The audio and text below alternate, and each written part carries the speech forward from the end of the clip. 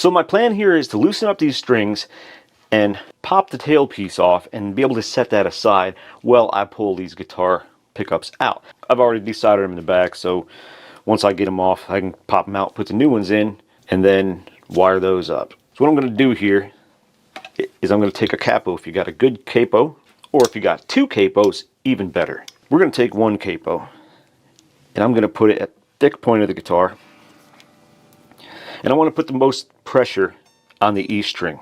That way it doesn't lose too much tension down here. So I'm going to put it on about the 12th fret. Now I'm going to do the same thing with another capo. I'm going to put it on this side, and you'll understand what I'm doing here in a minute. Now that I've got those on there, I can start to loosen, and I'm pulling up slightly on the string. That way, when I let go of the string, it doesn't lose too much tension here. This is most important on these unwound strings on the bottom here. And I'm just going to keep doing that until I've released enough tension where I can pop that tailpiece off. And it makes it easier with these capos too. And it's not going to damage your frets or anything like that.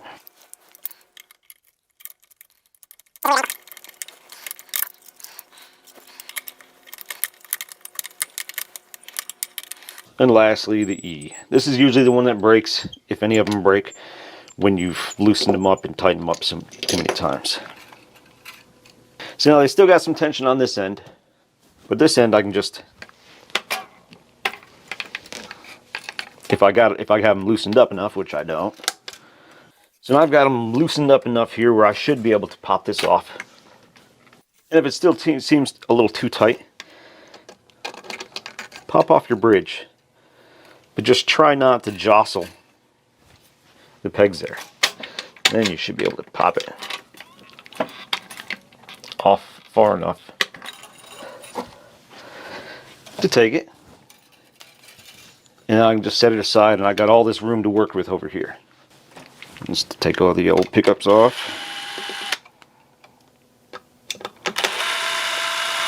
Now you can just take them off. Now here's the thing, when I put the new ones in, I'm going to have to like mark one of them somehow so I know which is the neck and which is the bridge once I get them back under here. So let's route this bridge right up through here.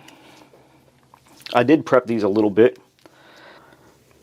Basically just unbraided the wire here just to give me a little more lead, a little more room when I go to solder it. And of course I am going to use Guyker's hardware that they sent with it, because why wouldn't I?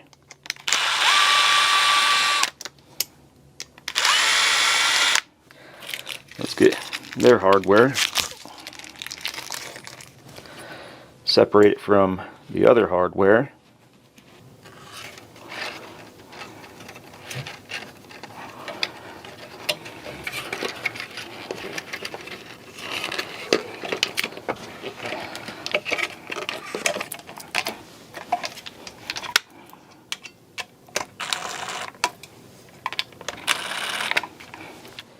The screws are not long enough. The legs are too long, the screws are not long enough, and I don't think I have any more long screws like that. The main problem I've run in on the installation side is these legs are super long, and even at their most minimum, it's sticking up quite a bit, and it's not going to work. I've got some longer ones on here, but I kind of want them to match, and the only ones I have that I think are long enough are these black ones. So what I'm going to do is I'm going to take them down to the garage and sand off the paint and polish them up a little bit, maybe see if I can make them look chromy. Sometimes you have to make do with what you have on hand, and the only long screws I had were black. So I took them downstairs and polished them up, making them look almost chrome. So let's fix this.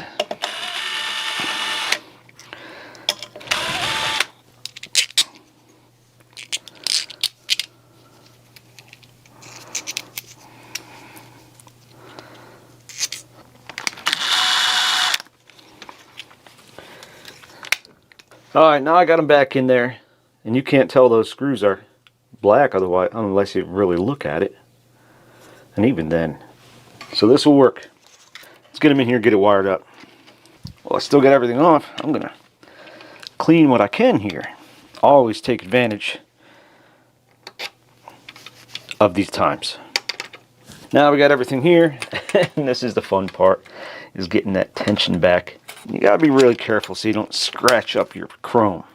I just found 2 more long screws. Where the hell they came from, I don't know.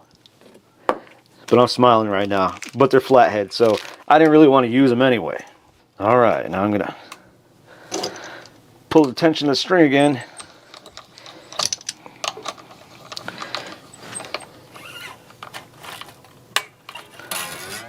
And get it back on there.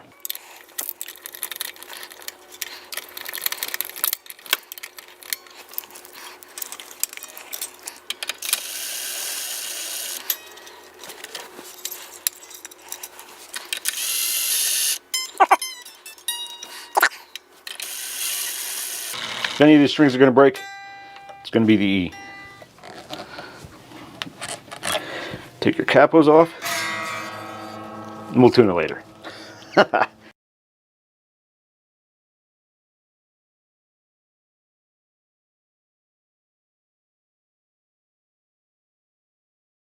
got so caught up in trying to fit these pickups on top that I forgot to mark which one's the neck. I'm assuming this one is, but I could be wrong. And I am correct. So this is the bridge, super long lead, and this is the neck. We're going to solder the ground to the back of the pot, and we're going to solder the hot to the first lug on our volume pot. You might not be able to see it very well from that angle. And this one, same thing, first lug in the pot onto the back of the pot. I'm just going to tape some of this stuff out of the way so I'm not burning up wires, because I have a tendency of burning up wires. I got to fix that one too. In fact, to make it a little easier and see a little better, I'm going to pull those pots out so we have a little more room to work. When I pull stuff out like this, I like to kind of prep it like surgery, okay? So this is going to be our neck one.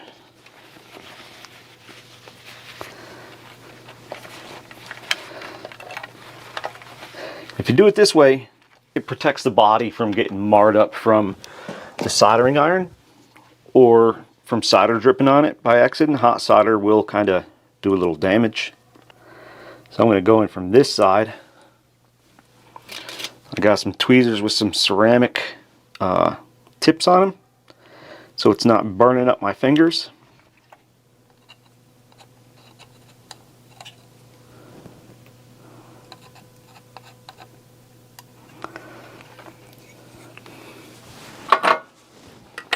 Alright, so I got that one done, and I'm actually gonna, I think I'm gonna tin this part real quick. That's just some flux. And get her nice and hot.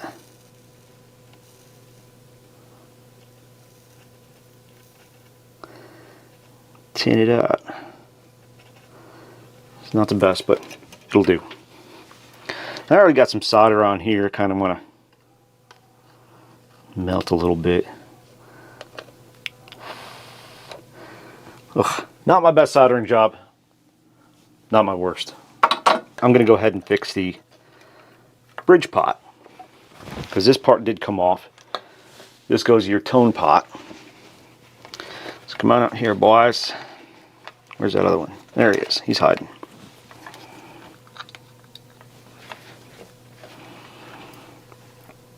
And that part has to go back in there, as does that part. I think what we'll do is we'll clean off that old solder with a solder sucker.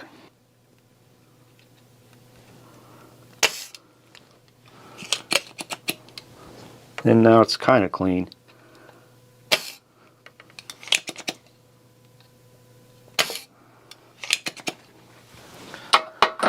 There we go. Now it's nice and clean. See right through that hole.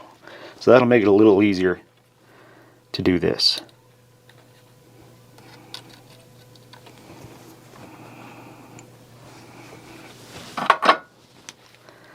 See how that looks? Like crap.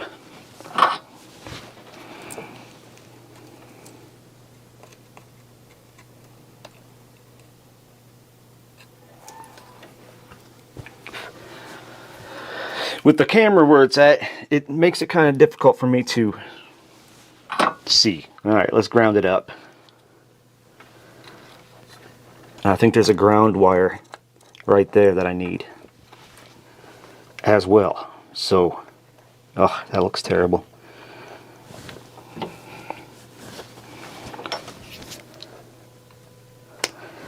Melted wire from previous soldering. See, how can I make this work? There's a big old gob of solder on here. Not really a fan of.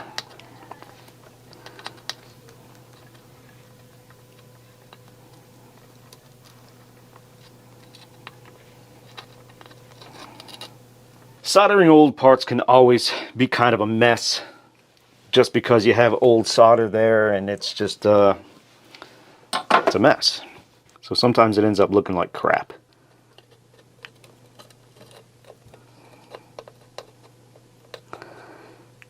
That's better. Again, not my best soldering job.